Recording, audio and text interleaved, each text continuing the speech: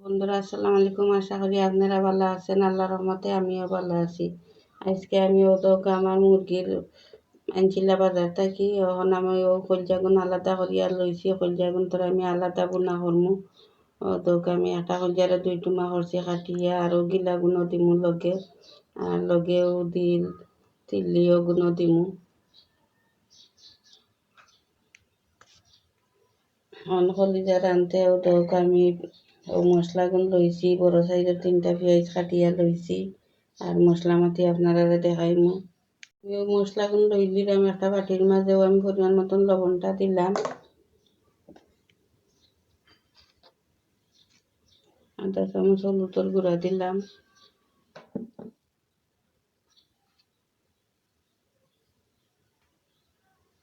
2 চামচ মরিচের গুঁড়া দিলাম। 1 চামচ ধনিয়ার গুঁড়া দিলাম। 1 চামচ পাঁচফোড়নের গুঁড়া দিলাম। 1 চামচ জিরার গুঁড়া দিলাম। আমার মশলাটারে পানি দিয়ে আমি মিক্স করবো।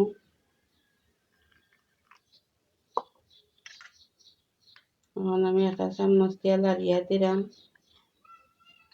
আমার মশলাটাও তো মিক্স হয়ে গেছে। আমার লগে 2টা তেজপাতার আমি বালা করিয়া দইছি। দই আমি মাঝখান দিয়া চিরিয়া রাখছি। তেজপাতাগুলো আমি দিমু। ওদেরকে মাঝখান দিয়ে চিরিয়া রাখছি। তখন আমি তেজপাতাগুলো দিমু। কলজাগুন তোর একটা সিদ্ধ দিমু, একটা উতরানি তুলমু। মানে যে রক্তটা আছে, রক্তটা যাইব কি ভাত রক্তটা, লাগে আমি একটু সিদ্ধ দিমু। আমি একটু লবণ দিলাম আর একটু হলুদের গুঁড়া দিলাম, দিয়ে তখন আমি সিদ্ধ দিমু। অন্য পরিমাণ মতন আমি পানিটা দিছি। পানিটা আমার উতরানি উঠছে। আমি কলিজাগুন দিলাইলাম। কলিজাগুন দিলাইলাম। আমি একটু লাড়িয়া দিলাম। আমিও পানিটা ফালাই দিই উতরানি তুললা। একটা বাড়ি ডাইকা দিলাম। আমার কলিজাগুন সিদ্ধ হয়ে গেছে। মুরগির কলিজাগুন ওদেরকে এখন আমি লামাইলাম একটা বাটির মাঝে। আমি একটা উতরানি মাত্র দিছি। মুরগির কলিজাগুন আমি একটা উতরানি দিছি। এখন আমি কিন্তু একটা লোয়ারির মাঝে বিরান করমু। বিরান করিয়া পরে আমি বোনা করমু। লোয়ারি বুয়াইলাম মুরগির কলিজাগুন বিরান করার লাগি। এখন আমি পরিমাণ মতন তেলটা দিলাম।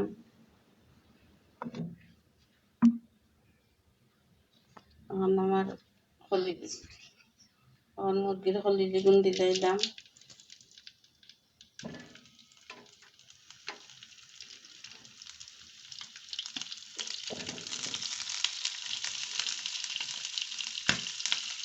কলিজাগুন দিলাইলাম আমি পরিমাণ মতন একটু লবণ দিলাম বিরানোর মাঝে। আর একটু হলুদের গুঁড়াও দিলাম। এখন একটু লাড়িয়া দিলাম। আর কলিজাগুন বিরান হয়ে গেছে। ওটাকে আমি একটু সুন্দর করিয়া বিরান করছি। এখন আমি কিন্তু বোনা করবো।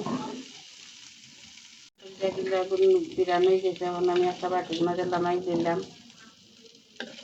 আমি একটা লোয়ারি বইলাম চুলার মাঝে আমার মুরগির কলিজাগুন বোনা করার লাগি। এখন আমি পরিমাণ মতন তেলটা দিলাম।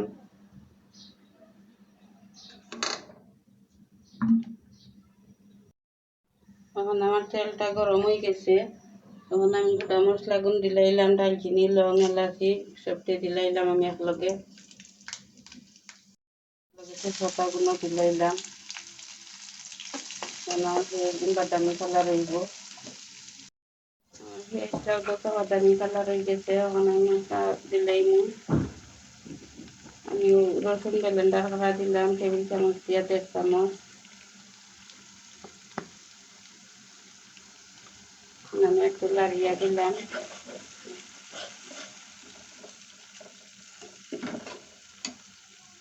আদা ব্লেন্ডার করা দিলাম 1.5 চামচ।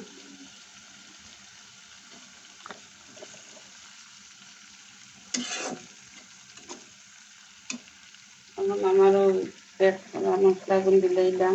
মশলাগুন আমি আগে পানি দিয়ে মাখাইয়া রাখছিলাম। এখন আমি দিলাইলাম।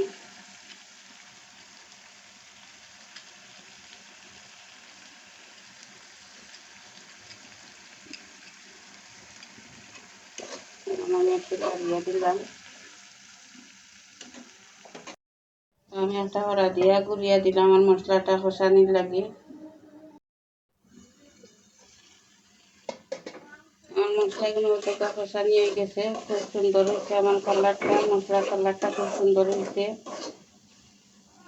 আর আমি মুরগি আনলেও মুরগির কলিজা গিলা গুনলান রাখি দিই। আমার ছেলেমেয়েরা খুব পছন্দ করে মুরগির কলিজা গিলা, তো আমি একলগে তোলা করিয়া আমার ছেলেমেয়েরা রলান গুনা করিয়া দেই। খাইতে খুব ভালো লাগে, খুব স্বাদও লাগে। তো আমার ছেলেমেয়েরা যেভাবে খাইতে চায় এইভাবে আমি রান্না করি। আর লগে আমি আমের আচারটাও দিলাম। আমের আচার বেশি দিছি না, কমাইয়াও দিছি। আমের আচারটা আমার হাতে আমি বানাইয়া রাখি। এখন আমার মুরগির কলিজা গিলা গুনো দিলাইলাম, অল্প একটু পানি দিলাম।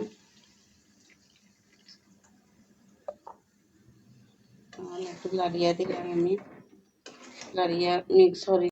এখন আমি ওটা আনাটা গুড়িয়া দিলাম।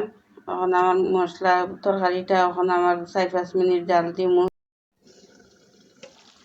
আমার তরকারিটা ওটা হয়ে গেছে, এখন আমি লামাই যাইনি।